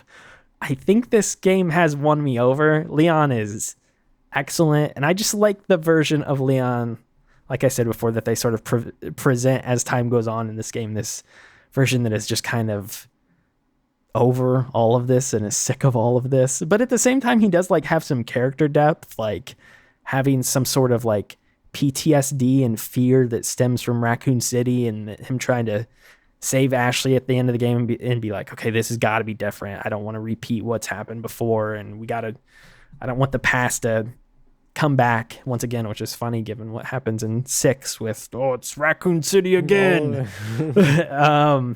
But like, yeah, I thought that he had a good balance of being cheesy, giving one-liners and quips left and right, which is probably 75% of his character, but they balance it in such a way that like when he does have his serious character moments, they still kind of hit pretty well as well. So yeah, I thought Leon was excellent in this game. And we've talked about like inconsistencies with voice actors and stuff like that. I thought Leon's voice actor did great personally. So yeah, no, they definitely, Leon keeps being Leon, and I mean that in a good way. It's like The Merchant. They've taken that original template in the base game and have just elevated to more with this modern coat of paint, this modern flair. The lines are delivered flawlessly. The animation is superb. His just mannerisms, styles, his character motivation, it's all polished in this game. And that's great. It really does come off super duper well. I like Leon's performance a lot in this game. It's awesome. It's really quality stuff. And it makes me want Leon in a new Resident Evil game. Like, I know Chris is in 7 and 8, but where's Leon? And now that Jill is back in some context with 3 Remake, it's like, let's get the 6 we always should have gotten, like this true ensemble. I know that movie just came out, that new animated movie, I think like Death Island or something. Yeah, they're basically something. going to Alcatraz, but it's got Rebecca, Chris, Jill, which apparently, Claire. according to our buddy, friend of the show, Ricky Freck, is an adaptation of one of the Resident Evil novels that exists out there. Okay, and so it's got everyone, right? You know, Chris, Leon, they're all there doing something. And it does play off of Jill being mind controlled by Wesker. So there's like a twinge of 5 in that. I saw this trailer and stuff. Actually, I watched the trailer before we finished 5, and I was like, oh, clearly Jill is. Yeah, you mentioned. Definitely Jill is in this game now. And so, you know, where is that moment in the games? And I know they tried that with 6, and that, as we talked about in our last episode, didn't hit home, but I feel like Capcom's built up the goodwill, and we need it. We need to see these characters reunite in a game in an effective way. And I think they can do it now. I feel like you're tempting fate, but I do kind of agree with you. Now that we've played all of these games, I am going to be very much thinking about what they can do in Resident Evil 9 moving forward, and maybe we can talk about that more down the road. I did want to bring up one other thing. I know we're kind of nearing the final stages of our discussion here. One aspect of the game we didn't talk about is the sort of horror elements that I feel like they've thrown in. And this, I mentioned to you that I feel like they added not anything. There's nothing in this game that I would dub like outright horror in the same vein as, Mr. X chasing you around the police station or anything like that. But they definitely reworked some of these sequences. I mentioned the part with like the regenerators and the hallways being dark in that area. I guess that's all you need for horror is dark hallways. Dark hallways, scary boys. Yeah, there are multiple sequences. I mentioned the one where the Wolverine claw dude, like Leon falls through the floor and then he's in a dark area and he's shining his flashlight around and you run into that for the first time. There are a lot of sequences in this game where they play with light, I think, and they just put you in darker environments, and I think that heightens the horror and the tension a little bit in ways that weren't done in the original Resident Evil 4, and I think that's about the extent of what they do with the creepiness or horror in this game. I didn't know if you noticed any of those things for yourself or what you thought about this game and its penchant as a horror title. The beginning of the game is way scarier. It is way creepier, darker, moodier, a lot of dead bodies. They drag the opening out a little bit. Mm-hmm. The way the heads get lopped off to the side and kind of dangle there a little sideways and they crawl towards you. There's a way more spooky at the beginning. Oh, well, it is. I do agree with you. Spooky, yes. But then also the first thing that happens in this game is Leon roundhouse kicks a dude into a wall, which is just hilarious. Immediately had me laughing. Yeah.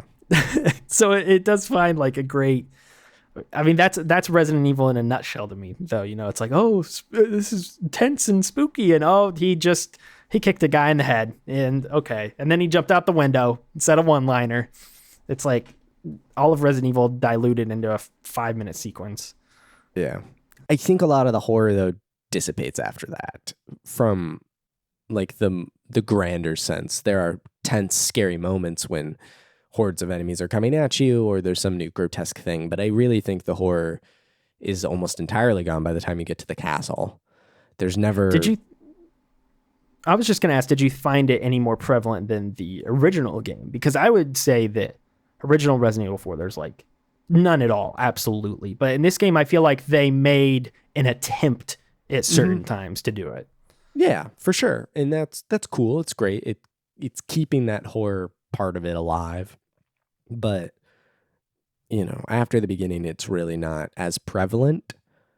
And that's okay. And it's in line with the original to a degree and more with the game style. But, the horror goes away fairly quickly. Max, did you like yourself some Spanish guitar in this game? I love that they kept the song. They did, yeah. That was good. The music in this game, I'll say overall, I didn't find the music in this game to be prevalent. It felt more subdued this time around. Mm-hmm. Like even with the, there wasn't like at times, yes. Obviously, I'm mentioning like the Spanish guitar and stuff like that, but that's like in the opening and again, like there's music during like the shooting range and stuff like that. But those are like little like off kilter sections. Yo, Pirates Life for me. Overall, I didn't notice the music as much this time around. I like the refrains on certain aspects, certain themes from the original game, obviously, the save music and stuff like that. But overall, there was nothing about this game musically that jumped out to me. Again, much in line with a lot of the other recent Resident Evil games, though. The sound design across the board was phenomenal, I felt, for the most part. What says you? Apparently not. So before I talk about that, the music in particular, the save theme I just wrote is ... different. It was just different, not good or bad way. It's one of those things you're like, it's not the same, but it is still the same. It's one of those things. So that was interesting. And then the catapult part of the castle. I don't know exactly what song it is. I'll find it. I'll try to find it for the show. but I just wrote during that section, a very God of War PS3 era song plays during the catapult on Castle Arrival. It was very grandiose choir, very epic, just like filling the background constantly. And that was an interesting observation I wrote down. It was an odd choice, I think. It worked, but it was odd. But now, I have to ask you, Logan, how did you listen to this game? I just used my soundbar, so I did not wear headphones, Did you do headphones? I played the whole thing with headphones because I have a baby in the house and I would be playing in the mornings. Mm-hmm. And I did play sometimes with my surround sound setup in the living room, like if it was a nighttime thing or, Abby and Eloise weren't home. So I can say that, this affected me on both ways, but I played primarily with headphones. The PlayStation Pulse wireless headset. The sound design is jacked in this game. Mark Cerny did not impress you? I know this is not Mark Cerny's fault. This is Capcom's fault. There is like an auditory placement total mishap in this game. Enemies and items, like the little bobbleheads that, chatter and you can hear it in the environment, they just sound like they're on top of you constantly, like right here above your head. An enemy, you can see the enemy across the screen and it will sound like it's right here. And so your enemy placement is totally thrown off. You're just like, where is this person? They're either far away or there's someone right behind you and you don't even know it because it just sounds like you're constantly inundated with enemies. And it totally ruins the whole horror experience. Which brings me to the gray heads. That moment when you're being introduced to these gray heads, an iconic Resident Evil villain, these regenerator things, it's just breathing in your ear constantly. Just breathing right there. This is before you even meet them. They're just breathing. And it is annoying. It's off-putting in not a good way. And it totally detracts. And I am baffled that Capcom has dropped the ball with this because all the other games we've played this season have had great sound design, great location, surround sound design placement of enemies. Sound is essential in horror action shooty games. And this dropped the ball and I could not believe it. It is broken, especially with headphones. And I was going to say, this seems like very much like a situation where I don't doubt for a second that, because you mentioning this actually reminds me that other people complained about this. So you're not alone in this regard at all, but... And your sound bar is just in front of you. You don't have speakers behind you. Yeah, I don't have anything behind me. So yeah, it's just like when you introduce more points for audio to come around, it totally drops the ball, which is just... I'm shocked. I'm so shocked because these games have been so good about their sound design, especially the ones in VR, right? Which is, sound is essential for VR. And VR is coming to this game one way or another, in one shape. And we'll talk about that a little later. Yeah, I forgot about that completely, actually. I can't believe it, and I really hope it gets fixed because it's baffling. I'm bamboozled and frustrated. So disappointing. Max, this is yet another RE engine game, and we're here on next gen hardware. Even though this game is also on mostly next gen. Mostly, yeah, it's on PS4 as well. Strangely, it's only on next gen, and we're making it for PS4 like months later. It's like, yeah, maybe you shouldn't have done that. I think, so to talk about the graphics and visuals for a moment, largely, I think quite good. I think the HDR in this game was pretty wonk for me. I don't know if it was the same way for you, or maybe it wouldn't be the HDR, but when I would walk into certain areas, like the lighting would change very abruptly at times. Did you ever check your ray tracing settings when I talked about that with you? Did you go and check that? I did not. I mean, to be honest, I didn't do a big deep dive into the visuals this time, or a big fine tuning of my settings. I know I was running performance mode, but I did not really fine tune anything else other than that. I mean, beyond that though, I mean, I think visually everything in this game looked very impressive overall, like what we've come to expect from the other RE engine games. That being said, I still don't think we've reached like a next gen showcase point with this series yet. And in fact, I would say that Village I thought looked better. And I don't know if that, I imagine that part of that is because of the genre differences to some degree. And I imagine they can make Village look a little bit more polished up in certain areas because it's not a third person shooter, and they don't have to worry. But it is a third person shooter. Oh, I guess technically they can polish it up in certain areas because they don't have to worry about character models and stuff in the first person mode. Again, I know I know what you mean. I'm just they added that all later, obviously, yes, but I did think Village looked sharper and stood out to me more, but I did not think that this was an ugly game or anything like that. I'm a big Digital Foundry person. I generally watch their videos for big games that I care about or just games that are interesting. Want to see how things perform, what they recommend, and things like that. So of course I watched the Resident Evil 4 one, and they basically recommended shutting off chromatic abrasion at launch and playing in performance. And I'm more and more, as I'm realizing I'm not capturing everything all the time. When I capture, I generally prefer the resolution over the frame rate. But, that I'm not capturing everything. I'm sitting, 8 feet away from the TV. I always play with the 60. It's not like I'm pixel peeping on my 55-inch TV 10 feet away. And so I was having fun and it feels great. But I did have ray tracing on because I like ray tracing. But there was some sort of, I don't know, wonkiness where like puddles of water have this whitish glow around them. Bodies of water would just have this white glow around them. And when I shut ray tracing off, that went away. So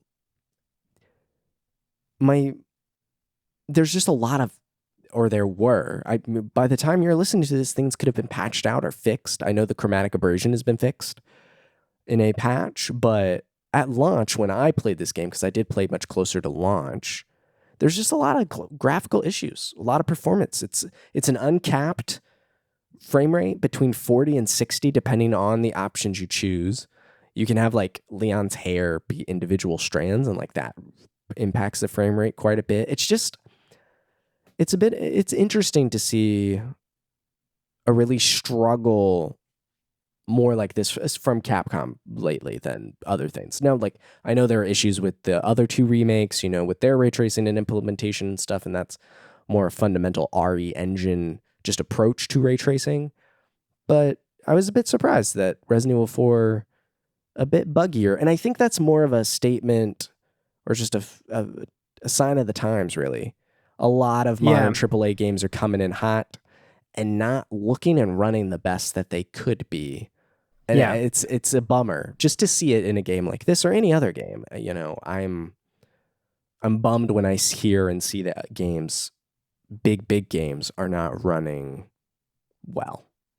Yeah, you mentioned that games have been coming in a lot hotter lately, and it's really disappointing that so many games seem to be kind of launching in this state nowadays. And more often than not, I feel like you don't see Japanese games come in as rough a shape compared to games from the West.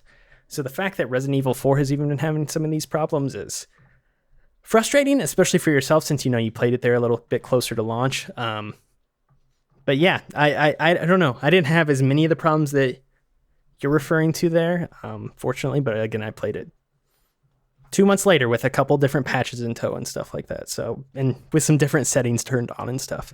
It's just the state of the industry, unfortunately, at this time. And, one of the things, just kind of time capsule wise, like the new Zelda game just came out. And before launch, the game wasn't running quite smoothly. And then apparently during the review period, there was a day one patch that tremendously fixed the frame rate minus use of the Ultra Hand. And that was great to see and hear. And that's the Nintendo polish, I guess, that we should come to expect. And I would wager that Final Fantasy 16 is going to run quite well on PS5 from Square Enix. I mean, I can say that I played that game recently in a preview event, and it seemed very highly polished. So I'm very hopeful for that when it releases. That game also went gold 3 months ahead of time. So yeah, I just wish games had the ability to take more time to be released in a polished, well-running state. And unfortunately, Resident Evil 4 at launch just wasn't there. Yeah, and I'm kind of curious to see moving forward the clip at which these, I mean, this kind of winds down our conversation here, and I know we're going to go to talk about Legacy here in a moment, like we always do, but this kind of has me curious to see what the cadence is with future Resident Evil releases, because we've been on a pattern here for the past 5 or 6 years where there's been a new Resident Evil game almost annually between the 2 and 3 remakes, 7, Village, this. Like, we have been on a string of Resident Evil games here to the point that it would seem like 9's going to come out next year, but that's almost certainly not going to be the case, at least not that we know of so far, and based on all the leaks and reports and stuff like that, it doesn't seem likely to happen.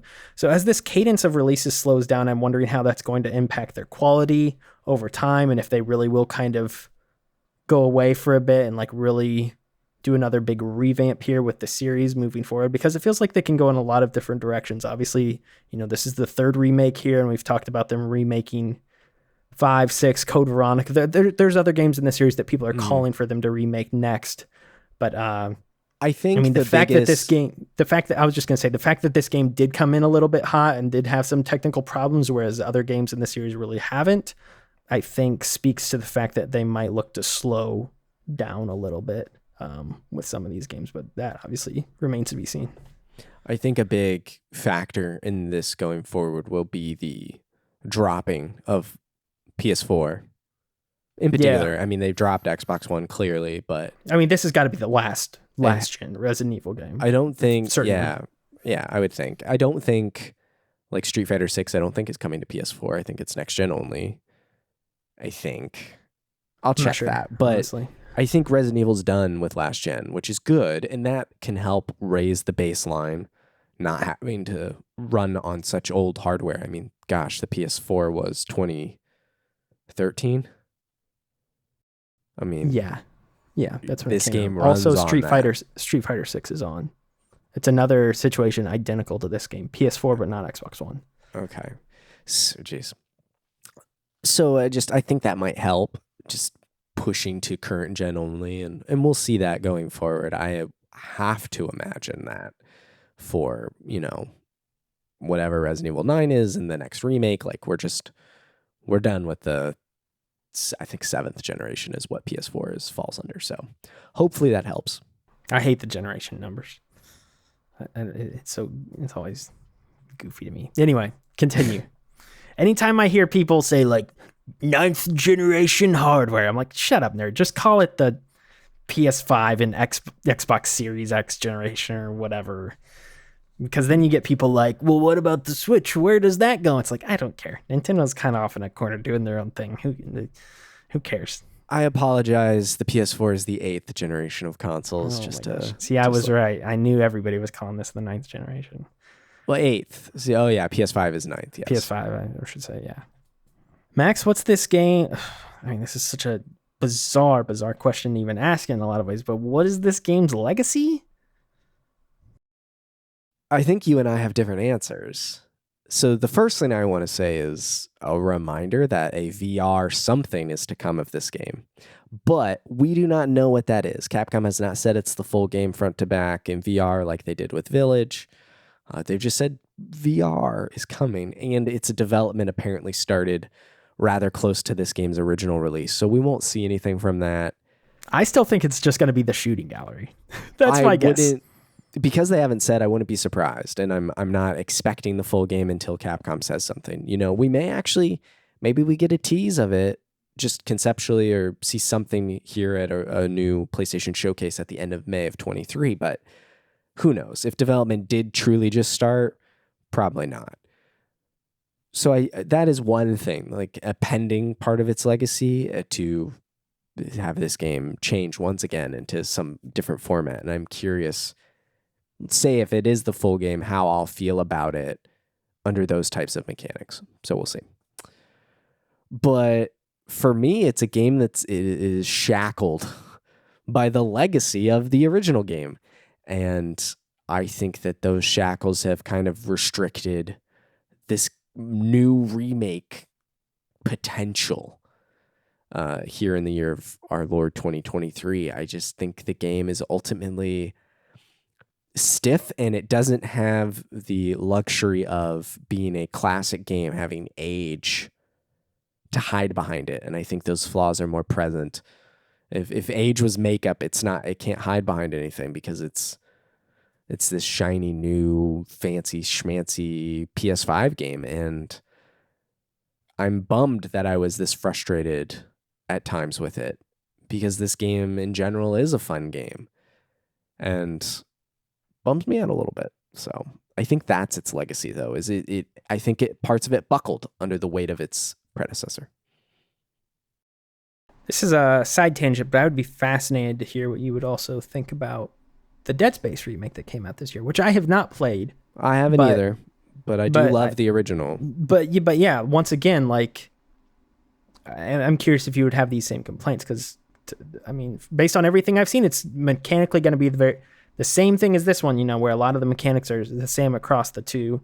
The remakes in the original game, but the visuals have been overhauled and things like that. So I mean, I haven't played Dead Space in a very long time, and also the plasma cutter is just a better gun than anything Leon uses, period, in the game. Well, it's just different mechanics and stuff like that. Anyway, I have not really staunchly said this in the episode. We've kind of gone back and forth here throughout the entire episode here, presenting different things, but I just staunchly disagree with like almost everything you brought up in this episode.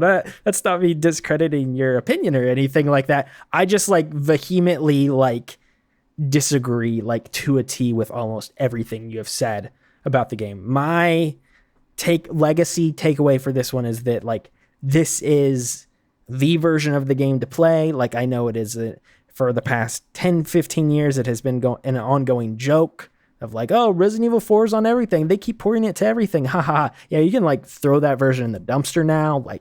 There's absolutely no reason to ever play that game ever again in my mind. And this is different for me in the sense, I know we didn't do it with this season, but I feel differently about that because I would say by comparison, if we had more time, or not even if we had more time, but if we did have more time, then we could go back and, play original Resident Evil 2 and original Resident Evil 3. And I think there's more merit to revisiting those games nowadays because they are so much more different from the remakes that we got a couple years ago. Mm-hmm.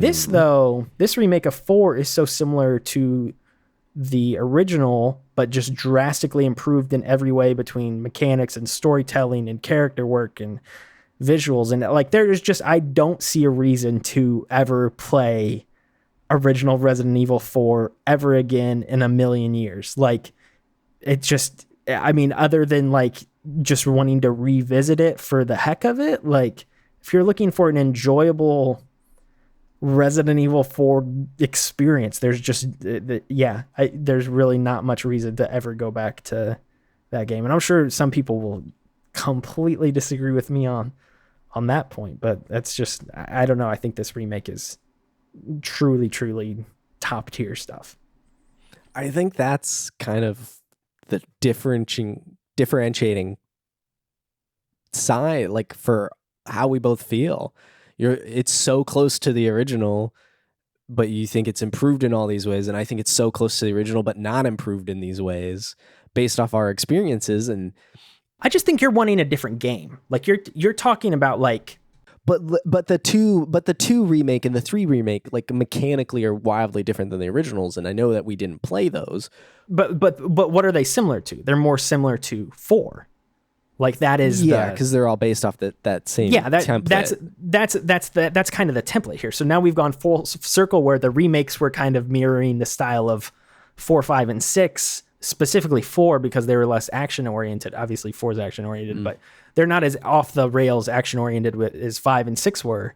So we've now kind of gone full circle that we're now remaking the game that influenced the previous remakes and stuff like that. So I just wish they'd taken a step further and elevated it. I don't want backflipping. I don't want the mechanics of 6 in this game. I don't. I didn't know what 6 had in store for me at the time of writing this, but like, God, it would have been way more fun if you could just actually move in this environment instead of just stomp your way around. Ugh. I don't know. I think it'd break the game. Sometimes you gotta break the game. Metal Gear Solid Twin Snakes taught me that.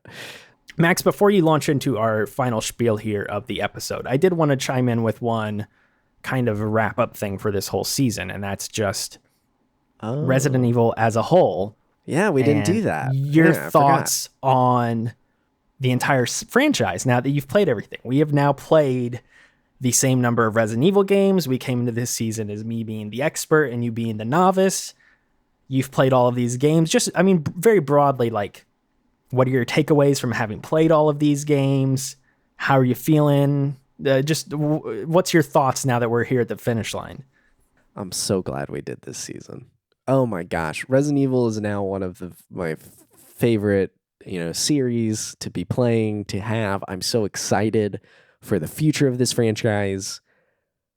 It has opened my eyes to what I've been missing out on for decades now. And I'm happy we did it. I'm happy I own all these games. I'm excited to play more of them. It is such a diverse series, and it's so flexible too. It can be straight horror, horror survivor. It can be action horror. It can be flat out co-op action, bonkers over the topness. It is dynamic in a way that I don't think most series have been.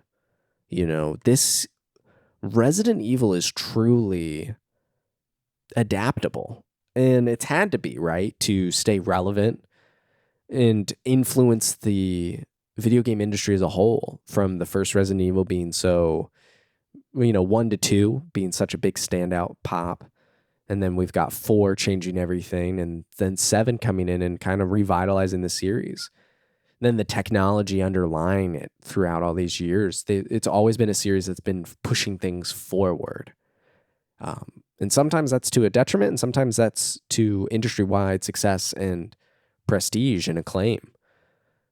And I'm happy to know that about it and have experienced it and be able to have a say in it from a real place of understanding. And so I love it. And 3 is still the best. I'm really excited that I'm going to ignore your final mention there, but I'm really excited that you've played all these now and that you can look forward to the future games alongside me. It's always fun when they reveal a new one. And you I'm gonna pop off when I see old man Chris like with a cane.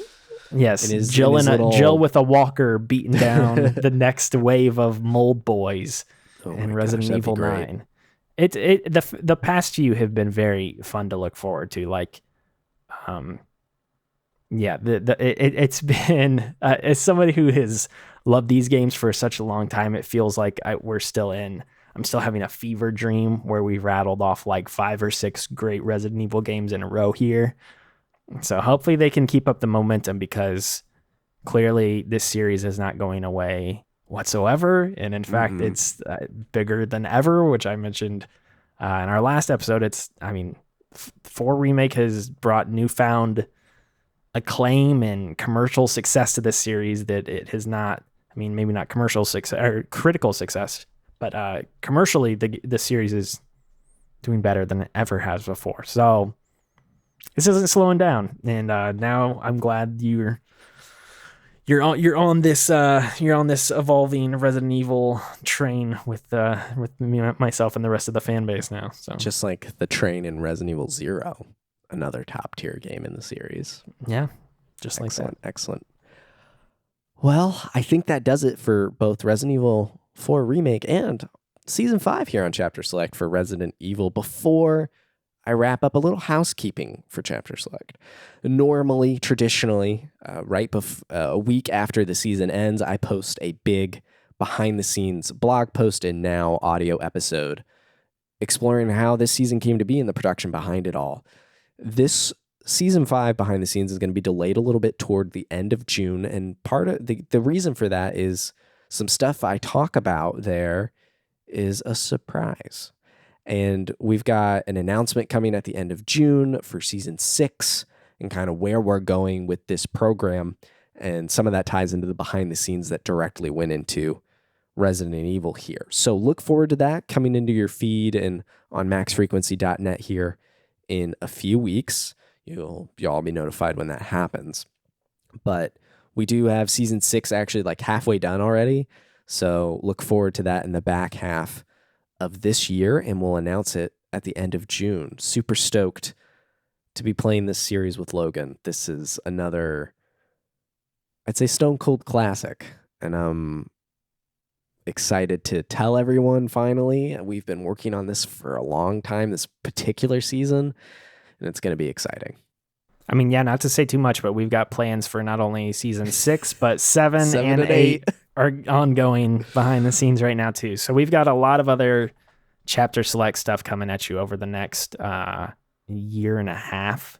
Yep, we're booking it, man, and it's exciting times. When we sat down and kind of ironed out where we wanted to go with 7 and ultimately Season 8, it was, just like when we decided on doing Resident Evil, it's kind of lit a fire under us, and I think we're both amped for what we're playing and where we're going next with the show. So look forward to the Season 6 announcement here in a few weeks at the end of June. But as for the rest of this show, thank you so much for listening. If you'd like, you can find all our other seasons right here. You can go to chapterselect.com, or you can follow us at Chapter Select. We will be doing a Fast 10 episode, but we're not watching the movie opening weekend. A lot of other stuff's going on. I bought a house actually day of recording today, and I'll be out of town for a wedding, and Logan's busy too. So when we watch the movie, we will come together and do our Fast 10 episode for Season 4, so don't worry, we're still doing that. But you can check out our other seasons. Like I said, you can follow Logan on Twitter at Moreman12 and his writing over at comicbook.com. You can find my work over at maxfrequency.net and my other podcast, the Max Frequency Podcast. Logan was actually the last guest on it as of this recording. We did our E3 predictions, which are going to start. We're going to see how we land here with Sony actually next week. So we'll see what happens. So you can go check that show out as well. But thank you all so much for listening. And until next time, adios. Chapter Select is a Max Frequency production. This episode was researched, produced, and edited by me, Max Roberts. Season 5 is hosted by Logan Moore and myself. Season 5 is all about Resident Evil. For more on this season, go to chapterselect.com/season 5. Follow the show at Chapter Select and check out previous seasons at chapterselect.com.